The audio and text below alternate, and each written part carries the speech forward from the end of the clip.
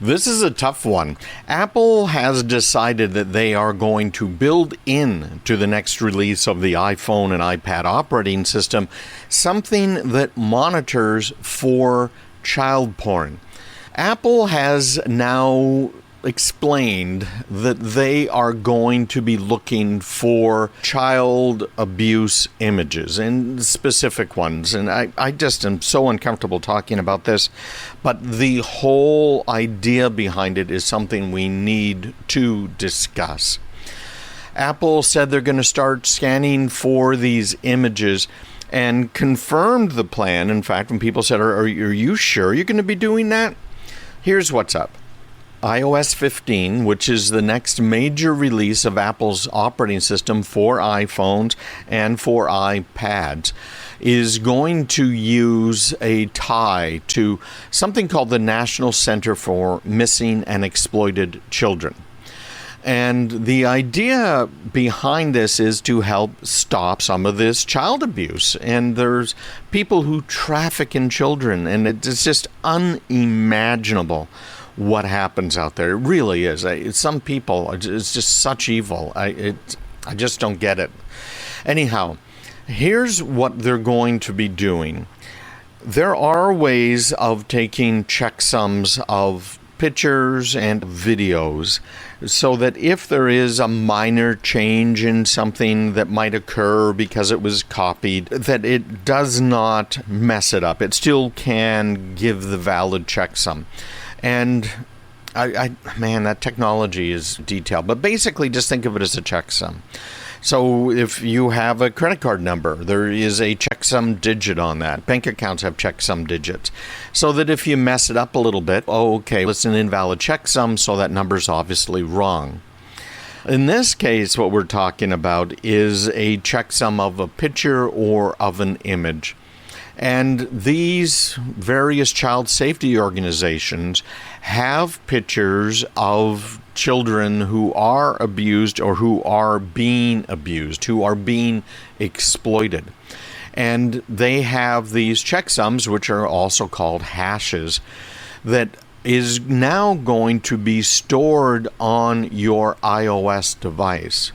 And yes, it's going to take some space on the device. I don't think it's going to take an inordinate amount of space, considering how much space is on most of our iPhones and iPads that are out there. Apple gave this detection system, it's called CSam, a real thorough technical summary that is available online. And I've got a link to this article in this week's newsletter. But they released this in just this month, August of 2021. And they're saying that they're using a threshold that is, quote, set to provide an extremely high level of accuracy and ensures that less than 1 in 1 trillion chance per year of incorrectly flagging a given account. Now, I can say with some certainty, in having had a basic look through some of the CSam detection documentation, that they're probably right about that the odds are very, very small that someone that might have a picture of their kids in a bathtub, the odds are like almost so close to zero, it is zero, that it will be flagged as some sort of child abuse, because it's not looking at the content of the picture. It's not saying that this picture, maybe it is a picture of child exploitation or a video of a child being exploited. If it is not one that has been seen before by the National Center for Missing and Exploited Children, it will not be flagged. So I don't want you guys to get worried that a picture at the beach of your little boy running around in just boxer trunks, but a lot of skin showing, is going to get flagged. It's not going to happen. However, a picture that is known to this National Center for Missing and Exploited Children is, in fact, going to be flagged, and your account will be flagged. Now, it's hard to say exactly what they're going to do. I haven't seen anything about it. Apple's only saying that they're going to deploy software that's going to analyze images in the Messages application for a new system that will warn children and their parents from receiving or sending sexually explicit photos. So that's different. And that is where, again, a child, you put parental settings on their iPhone.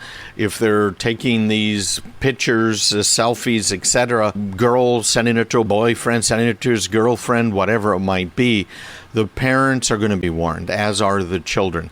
That is looking for things that might be of a sexual content, okay? It really is. It's really concerning now. Well, let's move on to the part that I'm concerned about, because I think everyone can agree that both of those features are something good, that are ultimately going to be very good.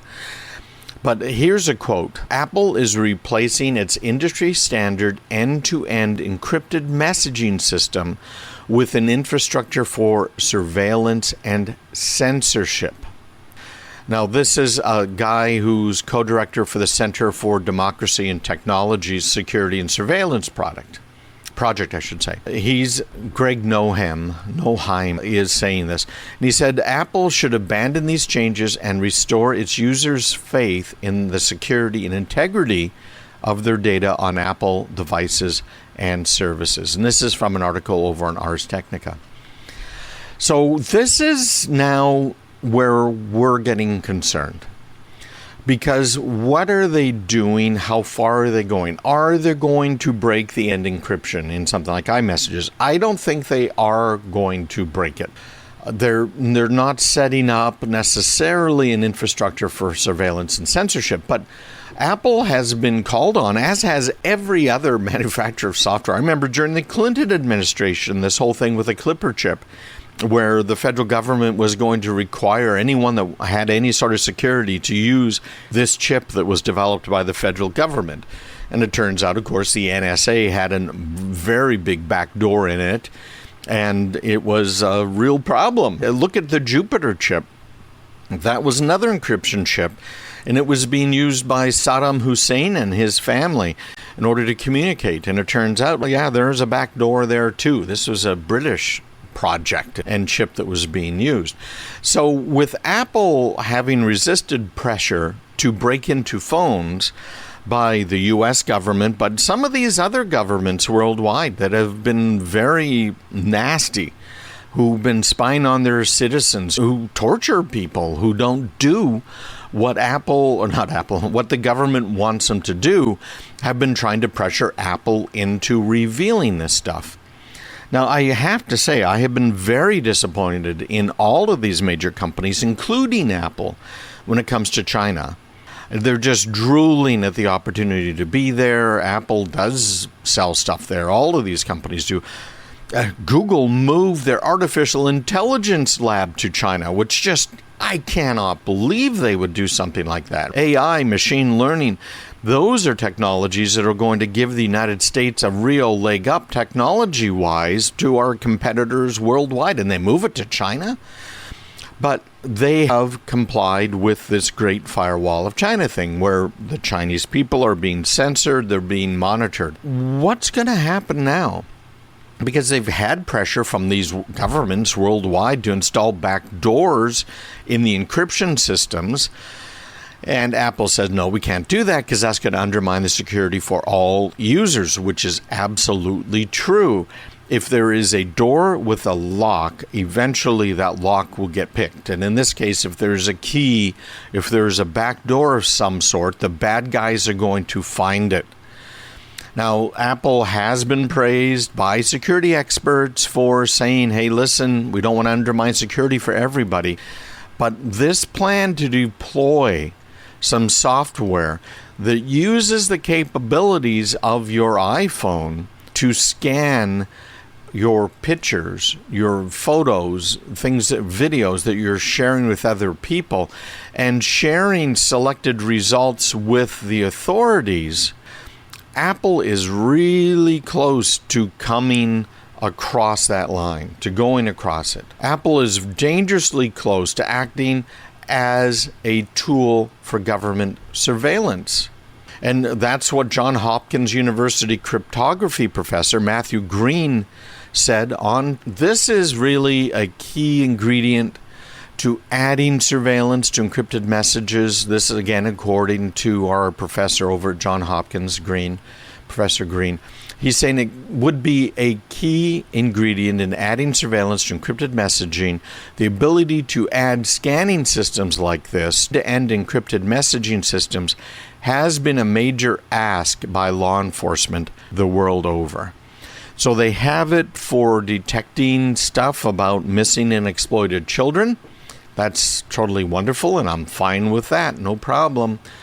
But that now means that Apple's platform has the ability to add other types of scanning. All right, we'll see what ends up happening. The next thing, which is warning children and their parents about sexually explicit photos, is also a bit of a problem here. Apple's quote on this is, "Messages uses on-device machine learning to analyze image attachments and determine if a photo is sexually explicit. The feature is designed so that Apple does not get access to the messages." It's saying if it detects it, they're going to blur the photo. The child will be warned, presented with helpful resources, and reassured it is okay if they do not want to view the photo. And the system will let parents get a message if children do view a flagged photo, and similar protections are available if a child attempts to send sexually explicit photos. Interesting, isn't it? Interesting world. So I think what they're doing now is okay. They're really close to that line.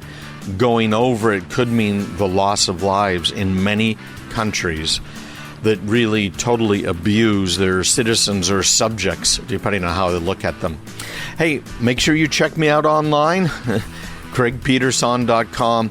Hey, sorry about having to talk about this, but man, this is important.